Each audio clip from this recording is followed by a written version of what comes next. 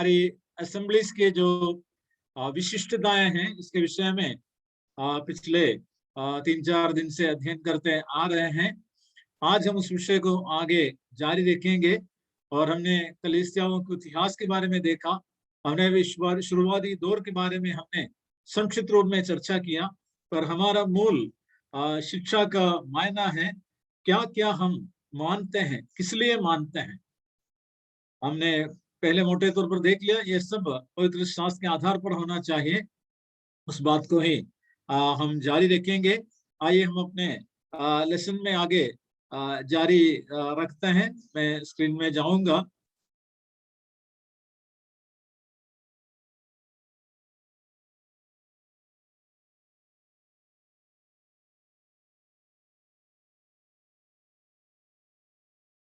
परमेश्वर नाम की स्तुति हो।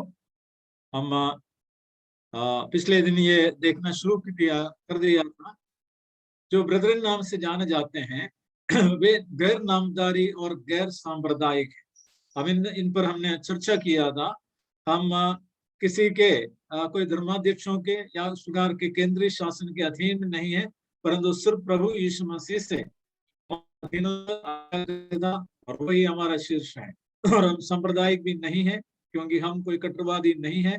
हम परमेश्वर के संप्रभुता को पूरी स्वतंत्रता से किसी भी मनुष्य के साथ प्रकट होने के लिए हम इसको मानते हैं, और प्रभु अपने अनुग्रह से किसी का भी उद्धार कर सकता है। फिर हमने देखा हम क्रिस्त केंद्रित हैं, मसीह के नाम से और मसीह के ओर इकट्ठे होते हैं। उसका अधिकार शक्ति प्रभु यीशु मसीह में है, और उसके साथ हमारे जो संबंध है उद्धार के द्वारा, उसकी शिष्यता के और उससे बढ़कर परमेश्वर संतान होने का, उस आधार पर और उसके उस अनोखा जो उपस्थिति के पहचान है, उसी से हमारे जो क्रिस्त केंद्रित के प्रमाण मिलता है। और इसमें हमने आगे तीसरे बिंदु पर आ गया, प्रभु यीशु मसीह की महान आज्ञा के प्रति गंभीरता और समर्पण भाव से क्रियान्वयन, यानी सुसमाचार प्रचार कार्य के लिए व्यक्तिगत रूप से, सामूहिक रूप से हम इसमें सहभागी होते हैं। कलीसिया का विस्तार परमेश्वर करता है, शिष्यता में लोगों को बढ़ाता है और बपतिस्मा देकर कलीसिया में मिलाते हैं। चौथी बिंदु ये था प्रभुभोज का नियमित साप्ताहिक आचरण। इस बात को भी हमने चर्चा किया था, क्योंकि पवित्र शास्त्र बहुत स्पष्ट कहता है इसके लिए किसी विशेष व्यक्ति के, मनुष्य के उपस्थिति की आवश्यकता नहीं। प्रभु के उस उपस्थिति के चारों ओर बैठकर हमें प्रभु ने जो स्वतंत्रता दी है, इसी को प्रयोग में लाकर प्रभु को स्मरण करना है।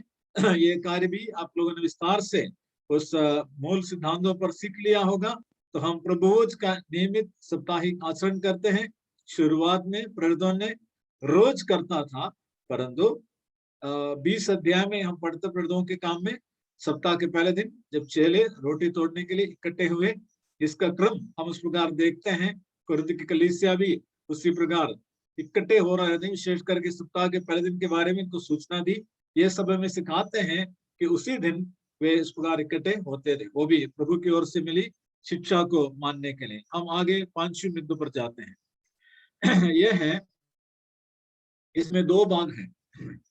पहला है स्वतंत्र, स्वाभाविक और स्वप्रेरित आराधना। इसका दूसरा पहलू है प्रत्येक विश्वासी को अपने अपने आत्मिक वरदान को एक दूसरे की आत्मिक उन्नति के लिए प्रयोग में लाने की स्वतंत्रता। तो मिनिस्ट्री के, सेवा के स्वतंत्रता में 2 भाग हैं। एक आराधना का है, दूसरा आत्मिक उन्नति के लिए सेवा करने की बात है। हम पहले की ओर ध्यान देते हैं, स्वतंत्र, स्वाभाविक और स्वप्रेरित आराधना। सबसे पहले हम समझ लें इसका अर्थ क्या है। नीचे मैंने दिया है स्वतंत्र, स्वाभाविक और स्वप्रेरित आराधना, that is independent, natural and अंदर से जो स्वप्रेरणा से जो आराधना है। इसके 2 बिंदु यहाँ पर मैंने प्रदर्शित किया है। हम कोई लिखित स्तुति माला या रट्टे रटाए पाठ को दोहराते नहीं है। आप लोगों ने ध्यान दिया होगा, अगर कभी आपको कुछ मौका मिला है तो कुछ लोग हैं जो उनके आराधना का जो एक किताब होता है उसी से वो इसको पढ़ते रहते हैं। कुछ लोग ऐसे हैं, कुछ लोग कुछ बातें रटा रटाते, यानी तो एक के पीछे एक बोलता रह जाता है, दोहराते हैं। फिर दूसरी एक प्रणाली हम देखते हैं आराधना के कोई मानुषिक अगुवे, वर्शिप लीडर, वर्शिप पास्टर करके कहते हैं, एक पद के रूप में रखते हैं। वो व्यक्ति मंच पर आकर के उनके तमाम प्रकार के उन हुनर को प्रकट करते हैं और वही केंद्र बनता है, परमेश्वर नहीं है। ये दोनों नहीं है। स्वतंत्र, स्वाभाविक, सुप्रेरित आराधना मानुषिक रीति से दिखने वाली ये कुछ चीज नहीं है। परंतु हम इसके मूल बातों में जाए तो एक आयत में अगर नोट नहीं किया, कुछ लोग पूछते आराधना क्या होता है। रोमियो की पत्री इसके पहला अध्याय और इसके 21वां पद में इसके एक परिभाषा आप देखते हैं। रोमियो की पत्री इसका पहला अध्याय और उसका 21वां पद है, बहुत ही परिचित होगा कईयों को। इस कारण कि परमेश्वर को जानने पर भी उन्होंने परमेश्वर के योग्य बढ़ाई और धन्यवाद ना किया। यहाँ पर एक नकारात्मक प्रस्ताव उन लोगों के बारे में कहा है, परंतु उसमें की सकारात्मक बात क्या है। आराधना का मतलब है परमेश्वर को जानना है, पहचानना है और उसके योग्य प्रशंसा करना है, बड़ाई करना है। इतना नहीं, उसके किए हुए कामों के लिए धन्यवाद देना है। तो आराधना में दो बात है, एक जो आराधना का योग्य है उसकी प्रशंसा करना है, बड़ाई करना है। दूसरा है उसके किए हुए कामों के लिए हमें धन्यवाद की भेंट चढ़ाना है।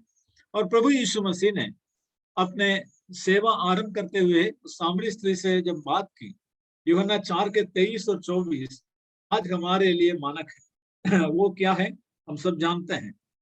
परंतु वह समय आता है, वरन अब भी है, जिसमें सच्चे भक्त पिता की आराधना आत्मा और सच्चाई से करेंगे, क्योंकि पिता अपने लिए ऐसे ही आराधकों को ढूंढता है।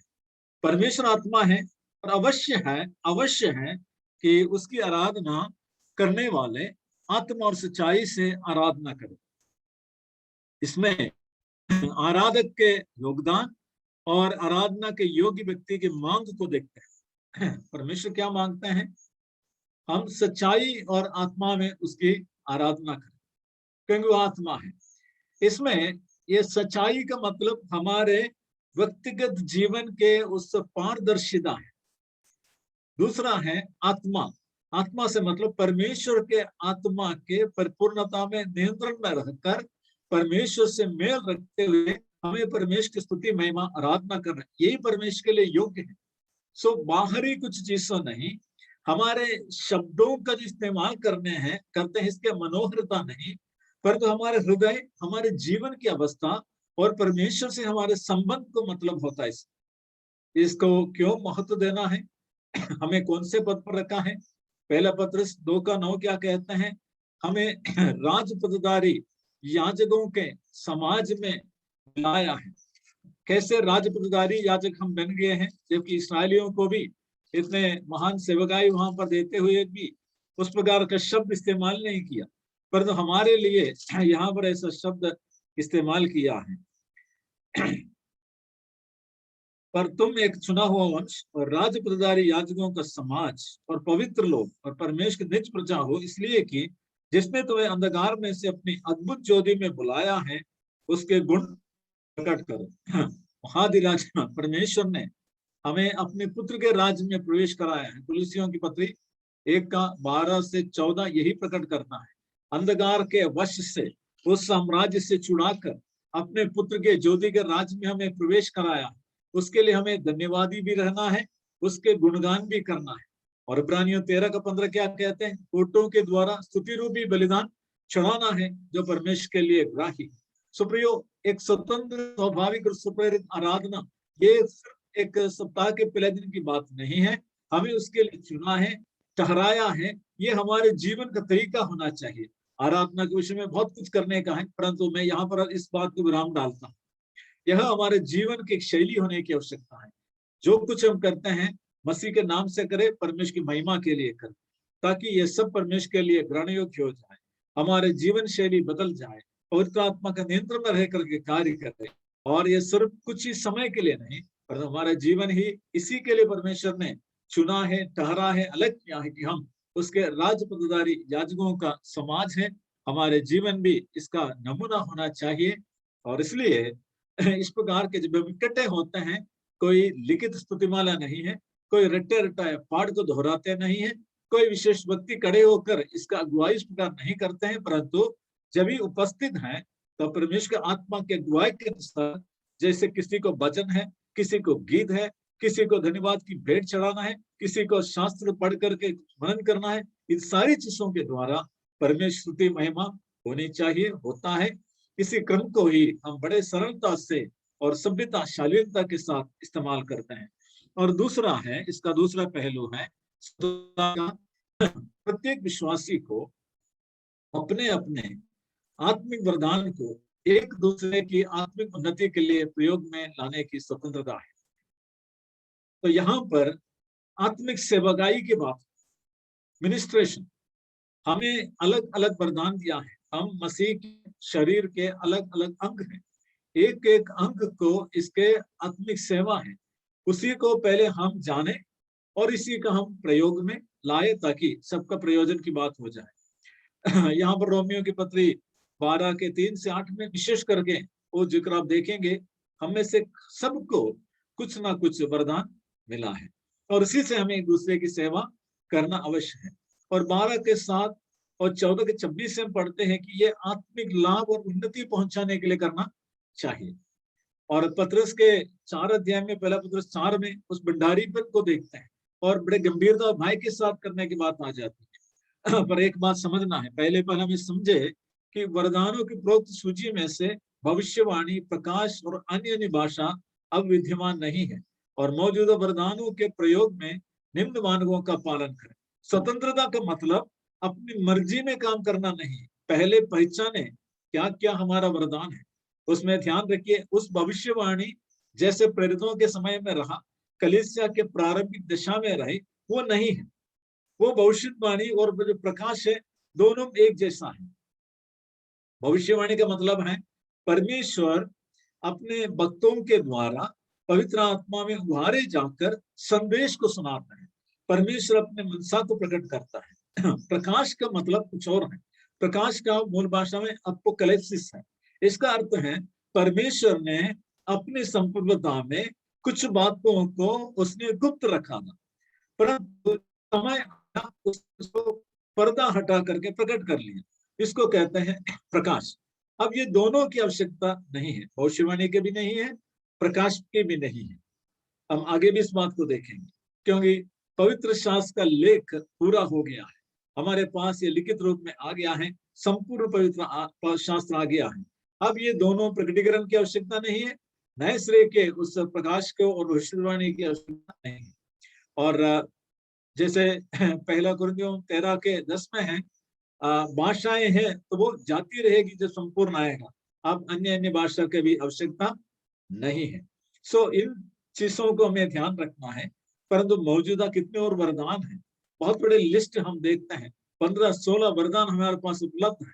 अगर आप उस विषय को अध्ययन करोगे तो इसको उचित रीति से इस्तेमाल करना है। इसमें कुछ प्रकट बातें हैं, प्रचार करने का, शिक्षा देने का, खड़े होकर प्रार्थना करने का, धन्यवाद देने का, इसके नियम कायदे के अंदर रहना है। कुछ बातों पर आगे विचार करेंगे, परंतु यहाँ पर सिर्फ सेवकाई किस प्रकार हमें लाभ यानी सेवकाई को प्रयोग में लाना है। नंबर 1, सबको आत्मिक लाभ यानी उन्नति पहुंचाने के लिए आत्मा का प्रकाश दिया जाता है। यहाँ पर प्रकाश का मतलब है प्रदीपन यानी रोशनी, वचन में इस सत्य पर प्रकाश डालता है, जैसे हम लाइट डालकर अंधकार को दूर करते हैं, उसी का मतलब है। और नए सिरे से कुछ गुप्त बातों को प्रकट करने का नहीं है। दूसरा है उपदेश देने या प्रचार कार्य में 2 या 3 अपनी बारी से सेवा करें और परमेश्वर के अनुग्रह के भले भंडारी के समान विश्वस्तता से सेवा में लगाए। यानी एक लेखा हमको देना पड़ता है, हमें बड़े विश्वास योग्यता से अपने जीवन को भी रखते हुए इस सेवा को करना है। तो चौथी है सब कुछ, चाहे प्रचार करने का हो, या उपदेश देने का हो, या कुछ मनन करने का हो, या कुछ और प्रकार की सेवा हो, शांति के साथ, शालीनता के साथ, व्यवस्थित और मसीह के द्वारा परमेश्वर की महिमा का कारण होना अवश्य है। इन चीजों को हमें ध्यान रखना है। तो स्वतंत्रता मतलब गड़बड़ नहीं है। हमारा परमेश्वर क्रम का परमेश्वर है। हम 14 अध्याय के 33 और 40 में इन आयतों को आप पढ़ोगे तो वही हमारे लिए मानक है। उस आयत को मैं एक बार पढ़ूंगा ताकि ये हमारे लिए लाभदायक होगा। पहले कुरिन्थियों इसके 14वां अध्याय से 33 है, क्योंकि परमेश्वर गड़बड़ी का नहीं परंतु शांति का परमेश्वर है। और 40 पर सारी बातें शालीनता और व्यवस्थित रूप से की जाए। तो स्थानीय कलीसिया अपना कुछ क्रम रखा होगा, हमें उसके अधीन रहना है। और कोई कोई बोलते हैं हमारे तो थोड़ा फर्क पड़ता है। आप प्रार्थना करिए परमेश्वर से ताकि पवित्र आत्मा के अनुग्रह से सारी बातें खुल जाए, शालीनता के, सभ्यता के साथ, शांति के साथ सब व्यवस्थित हो जाए। प्रभु आपकी सहायता करें। हम अगले बिंदु पर जाते हैं। 6वां बिंदु है उद्धार पाए सब विश्वासी याजकों के समाज के सदस्य हैं। हमें बहुत ही स्पष्ट रीति से 3 जगह पर इसका प्रमाण है। पहला पत्रस 2 का 5 और 9 में है, और प्रकाशित वाक्य 1 का 6 है। यह बहुत ही महत्वपूर्ण है। प्रकाशित वाक्य हमें मालूम है प्रभु यीशु ने अपने उस प्रेमी प्रेरित यूहन्ना को यह दर्शन दे रहा है और ये बातें कह रहा है। तब वहां पर हम पढ़ते हैं प्रकाशित वाक्य 1 के 6 में, और हमें एक राज्य और अपने पिता परमेश्वर के लिए याजक भी बना दिया, उसकी महिमा और पराक्रम युगानुयुग रहे। देखो, हमारे वो पद देने से परमेश्वर की प्रशंसा महिमा प्रकट होता है। सो हमें याजकों के समाज करके ठहराया है। स्त्री और पुरुष जितने भी प्रभु के द्वारा उद्धार पाए हैं, विश्वासी हैं, हम सब याजकों के समाज में हैं। पर हमारे उस सेवा को प्रयोग करने में इसका अलग अलग स्थान है। ये हम बाद में विचार करेंगे। और कलीसिया पर जब आम सभा इकट्ठी, तब भाइयों को इस कार्य करने के लिए वचन हिदायत देता है। पर उद्धार पाए हुए सब विश्वासी याजकों के समाज के सदस्य हैं। इससे हमें क्या मायना है? जब वो मोटे तौर पर यानी बारीकी से भी अन्य कलीसियाओं को जब देखते हैं, वहां पर आप देखते हैं विभाजन को देखते हैं, याजक और साधारण जन, यानी पास्टर और साधारण जन करके। ये नहीं है। मसीह में सबकी पहचान एक समान है। हम सब परमेश्वर संतान हैं, हम सब उद्धार पाए हुए हैं, हम सब परमेश्वर के याजक हैं, उसकी सेवा के लिए नियुक्त है, चाहे हम कोई भी हो। सो प्रियो, हमें उस समानता के अंदर रहकर, प्रभु के अधीनता में रहकर कार्य करने की आवश्यकता है।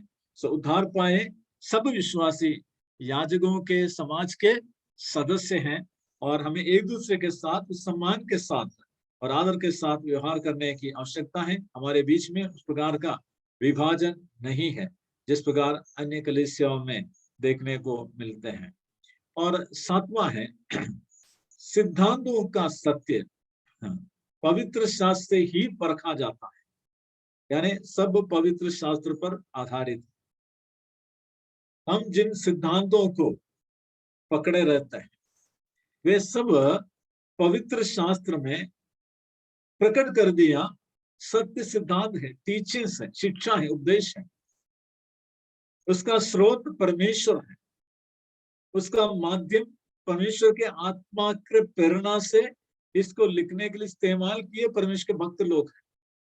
सो ये सिद्धांत जो हमारे सामने है, ये सब बाइबल आधारित है, किसी मनुष्य की विचारधारा के नहीं है।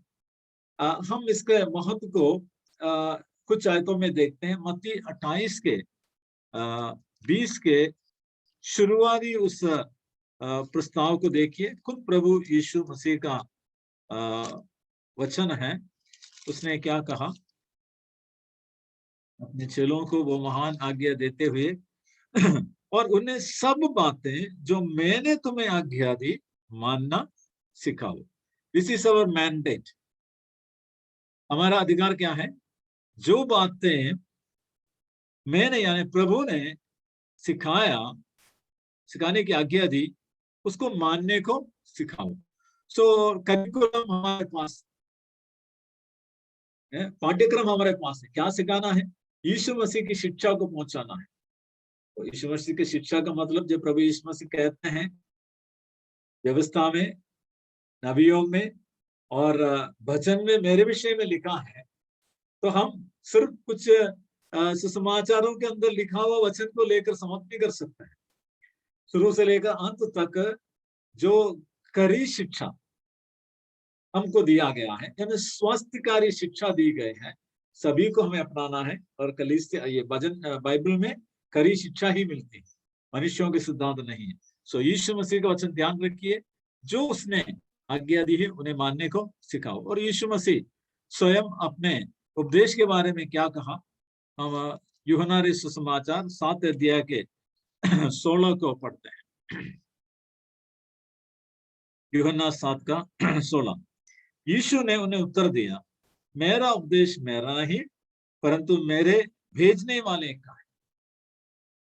और 17 भी पढ़ के देख लीजिए, यदि कोई उसकी इच्छा पर चलना चाहे तो वह उस उपदेश के विषय में जान जाएगा कि यह परमेश्वर की ओर से है या मैं अपनी ओर से कहता हूं। वो प्रभु कितना नम्र है। वो कहता है जो उपदेश सत्य सिद्धांत मैं सिखाता हूँ, प्रचार करता हूँ, ये मेरा नहीं है, ये जीवित परमेश्वर का है। इसका कहना, प्रभु यीशु मसीह अपने आप को इसमें अलग नहीं कर रहा है, वो सम्मान कर रहा है, प्रिय परमेश्वर की ओर से है। और पिता परमेश्वर को वो उस आदर का स्थान दे रहा है, वो खुद उसके अधीन में रहकर कार्य करता है। तो प्रभु यीशु मसीह का वचन उपदेश परमेश्वर का उपदेश है, ठीक है। और 6:45 में भी हम देखते हैं, वहां पर इस प्रकार प्रभु ने कहा, भविष्य वक्ताओं के लेखों में यह लिखा है कि वे सब परमेश्वर के ओर से सिखाए हुए होंगे, जिस किसी ने पिता से सुना और सीखा है मेरे पास आता है। सो प्रभु ने ये हमें 2 आयतों से 7 के 17 और 6 के 45 से हमें सिखाया है कि जो वास्तव में परमेश्वर की पहचान रखना चाहता है वो प्रभु यीशु मसीह के उपदेश को मानेंगे। सो ये उपदेश का स्रोत हमें मालूम करना है, वो परमेश्वर का उपदेश है। सो वही हमको सिखाना है, मानना है, पालन करना है। दूसरा तीमुथियुस 3 का 16-17 भी बहुत ही परिचित है। इसका प्रयोजन क्या होता है? दूसरा तीमुथियुस 3 का 16-17 हर एक पवित्र शास्त्र, संपूर्ण पवित्र शास्त्र का स्रोत के बारे में कहा गया है, परिचित आयत है, पर इसके 4 प्रयोजन वहां पर लिखा है। संपूर्ण पवित्र शास्त्र परमेश्वर की प्रेरणा से रचा गया है और उपदेश और समझाने और सुधारने और धार्मिकता की शिक्षा के लिए लाभदायक है, ताकि परमेश्वर सिद्ध बने और हर एक भले काम के लिए तत्पर हो जाए। तो यहाँ पर इस उपदेश का सिद्धांत का प्रयोजन बताया है। ये परमेश्वर की ओर से है, क्या के लिए है? उपदेश के लिए। जैसे वो उपदेश का मतलब परमेश्वर के मनसा को समझने के लिए, परमेश्वर की इच्छा को समझने के लिए और समझाने के लिए, एक एक व्यक्ति को इसके बारीकी को समझाने के लिए, भलाई और बुराई को जैसे समझा तो उसी प्रकार धीरे धीरे समझाना है और सुधारने के लिए। जैसे माता पिता बच्चों को उनकी आदतों को सुधारते हैं, कभी इनको ताड़ना देकर, कभी इनको इसके लिए चेतावनी देकर, उसी प्रकार सुधारने का लिए इस्तेमाल होता है। और धार्मिकता की शिक्षा के लिए, धार्मिकता की शिक्षा का मतलब क्या है? धार्मिकता का यहाँ मतलब है जिन बातों से परमेश्वर प्रसन्न है, मतलब किस प्रकार करना है, किस मायना से करना है, परमेश्वर ने नियम रखा है। एक उदाहरण के लिए, विश्वासी एक विश्वासी से ही विवाह करे और अनुचित रीत से विवाह नहीं करे, मतलब विश्वासी अविश्वासी से शादी ना करे। यह एक धार्मिकता की शिक्षा है। उसी प्रकार का अनेक शिक्षा हम वचन में पाते हैं। तुम संसार के लोगों की कचहरी में मत जाना, आपस में बातों को बैठकर सुलझाना, ये सब धार्मिकता की शिक्षा है, इसके लिए लाभदायक है। और क्या मतलब है इसका परिणाम? ताकि परमेश्वर का जन हम में से प्रत्येक सिद्ध बने। सिद्ध बने मतलब जिस काम के लिए हमें बनाया वो करने के लिए सक्षम हो जाए, वो कार्य करने में हम प्रवीणता पाए और हर एक भले काम के लिए तत्पर हो जाए। इफिसियों 2:10 कहते हैं हमें भले भले कामों के लिए परमेश्वर ने तैयार किया है। तो उस भले काम के लिए हम तैयार हो जाएं, यही सिद्धांतों का परिणाम है। और पहला कुरिन्थियों 2 के यहूदा आयत 3 कहते हैं, विश्वासियों के लिए ये विश्वास के स्वीकारोक्ति एक ही बार सौंपा गया है। हमें एक जिम्मेदारी दिया है, हमें इसे संभालना है, हमारे हाथ में इसको सुरक्षित रखना है, हमें हस्तांतरित करना है आने वाली पीढ़ी को।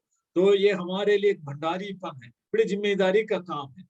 और लूका ने जिसे कहा किस प्रकार उसने बारीकी से जांच करके क्रम से लिखा है, ताकि ये सत्य को हम अंगीकार कर सकते हैं।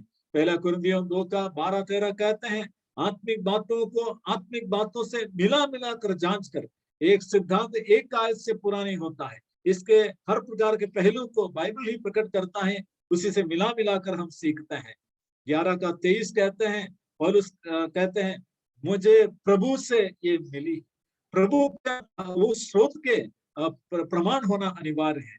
इब्रानियन 2 का 3 और 4 हमें मालूम है, परमेश्वर जब ये लिखित वचन नहीं था, चिन्ह और अद्भुत कामों के द्वारा उनके साथ रहकर इस संदेश के आधिकारिकता पर मुहर लगाया कि ये परमेश्वर का वचन है। दूसरा पत्रस 1 का 1 12 से 16 भी यही बात प्रकट करते हैं, परमेश्वर ने किस प्रकार इसको प्रकट किया है। सत्य वचन उनके जैसे विश्वास, प्रेरितों के जैसे विश्वास का वचन पास पहुंचाया गया है। ये प्रेरितों के द्वारा उस समय उभारे जाकर लिख के दिया है, ये वचन हमारे पास सौंपा गया, इसके प्रति हमारी जिम्मेदारी है। तो सिद्धांतों का सत्य पवित्र शास्त्र से ही परखा जाता है।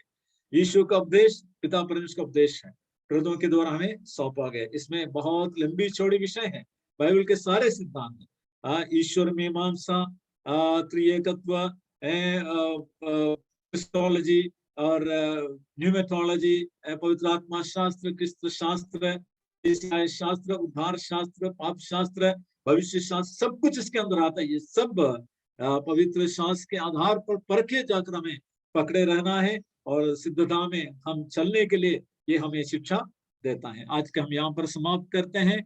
हम देखते आ रहे थे स्वतंत्र, स्वाभाविक और स्वप्रेरित आराधना, पवित्र आत्मा के निर्भरता में हमें जीना है, जीवन शैली है। ये 24 घंटे की हमारे जीवन शैली है, और केवल थोड़े समय का, एक दिन का नहीं है। और प्रत्येक विश्वासी को अपने अपने आत्मिक वरदान को एक दूसरे के आत्मिक उन्नति के लिए, लाभ के लिए प्रयोग करना है। इसका मानक को भी हमने देख लिया है। और उद्धार पाए सभी विश्वासी एक समान है, याजकों के समाज के सदस्य हैं, उस आदर के साथ हमें रहना है। और सिद्धांतों का सत्य पवित्र शास्त्र ही परखा जाता है, और इसे हमें जिम्मेदारी के साथ, एक भंडारी के साथ पकड़े रहना है। ये परमेश्वर का वचन है, परमेश्वर का उपदेश है। इन वचनों के द्वारा प्रभु हमारी सहायता करे, प्रभु अनुग्रह करे। तो हम कल इसको जारी रखेंगे। आइए हम प्रार्थना करें। हमारे स्वर्गीय पिता, हम धन्यवाद करते हैं, कितने अनमोल सत्य को आपने हमारे पास दिया है। उसे अपने पूरी स्वतंत्रता जो आपने हमें दिया है, वो एक दूसरे का सम्मान करते हैं, परमेश्वर की महिमा प्रभु यीशु मसीह के द्वारा करते हुए सत्य को पकड़े रहने के लिए, और पिता एक दूसरे के साथ आदर के व्यवहार करने के लिए, और एक दूसरे को सिद्ध बनाने के लिए हमें अनुग्रह दीजिए, आशीष दीजिए। वचन पर आपके आशीष अनुग्रह होने पाए। धन्यवाद साथ विनती मांगते हैं प्रभु यीशु मसीह के नाम से।